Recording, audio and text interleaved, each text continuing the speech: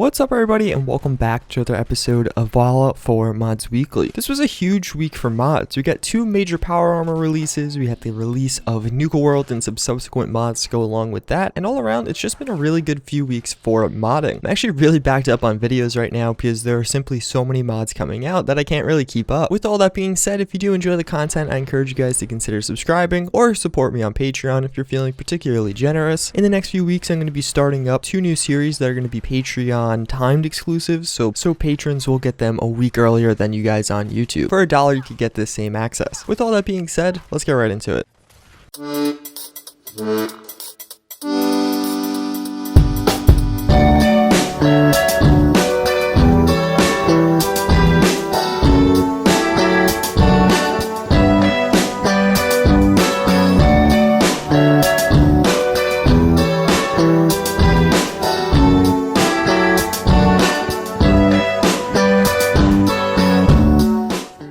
First mod I want to show you guys is the fusion gun. I actually made a full video on this earlier in the week, as well as I did cover it in my upcoming mod series, basically checking out some of the screenshots leading up to its release. Now that it's finally out, it really lived up to the hype. Basically what it adds in is a brand new fusion gun to Fallout 4. This is a new weapon platform by the Institute, made to be a little bit more powerful than the Institute rifle, and by a little bit I mean quite a bit, adding a viable alternative that you could really make your own. This offers a lot of weapon customization options, as well as it has quite a few little unique touches here and there that really make it stand out from the rest of the pack. On top of all that, it is just really high quality. The weapon itself looks amazing, so I definitely recommend you download this, considering it's on PC and Xbox One.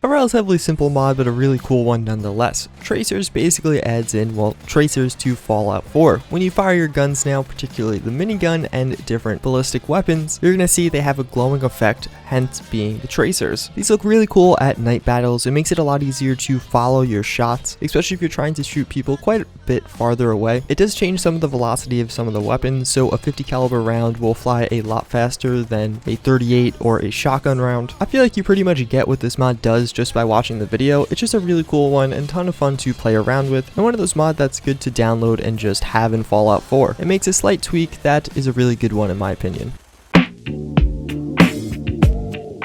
That's essentially how I feel about life. Full of loneliness and misery and suffering and unhappiness, and it's all over much too quickly. The question is, have I learned anything about life?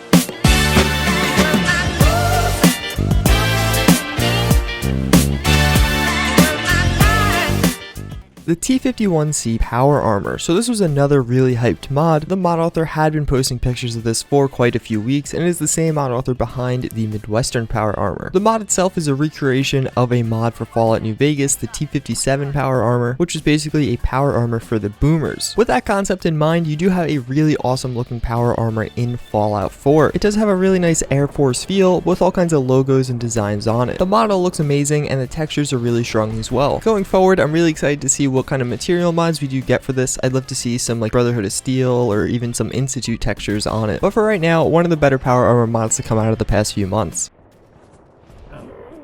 Fallout 4 War Tags is a mod I kind of overlooked at first. I saw it on the Nexus hot files and wasn't really all that interested initially. Upon closer inspection, I was really wrong. What this is, in its simplest form, is paint jobs for power armors. What this actually is some awesome and totally unique paint jobs for power armors. It adds in two different paint jobs for all the different power armors in vanilla Fallout 4, and it is planning on adding mod support coming soon, which I'm really excited for. And basically they use all kinds of different designs and decals, and even little things like adding in scratches and and wear and tear to the power armors. My favorite part about these is the mask. So you'll have a skull on your mask or kind of like a demon head on the other paint job. I did just make a full video on this yesterday, and it is really just a cool mod. Definitely can compete with some of the better power armors out there, even though it is just simply paint jobs. So these next two mods are really simple, so I just wanted to be brief with them. NukaExMachina and bot mods basically add in, well, NukaExMachina adds in the ability to craft some of the different Nuka-Cola flavors added in by the Nuka World DLC through the contraptions, workshops, conveyor belts, and all those machines, while bot mods actually adds in some of the different bot mods that you did see in Nuka World, but you couldn't craft without, well, having a mod to add them in, and this is the mod that adds them in. I figured a lot of people who did just play through Nuka World would want mods like this, so I decided to feature them kind of a short little spot. So I normally don't feature mods like this in Mods Weekly, but this one is simply so high quality that I felt the need to. This is the N7 armor. Basically, on Bethesda.net, there's a lot of mod authors that will rip assets from other games, porting them into Fallout 4. Some of the time, those original creators of the games don't care, some of the times they do care, so I avoid covering them in order not to piss anyone off. Well, today is that exception. The N7 armor is obviously from the Mass Effect games, and oh my god, this thing is really high quality. The armor in Fallout 4 looks absolutely amazing. If you're a PC user, I recommend checking this out just to see how good this armor looks, even though you have to go through the Bethesda.net hellhole. It adds in a custom weapon as well, although it doesn't look nearly as good, and just the armor itself fits so well. The Pip-Boy looks pretty good, and just all around, I'm not even a Mass Effect fan, and I really like this armor.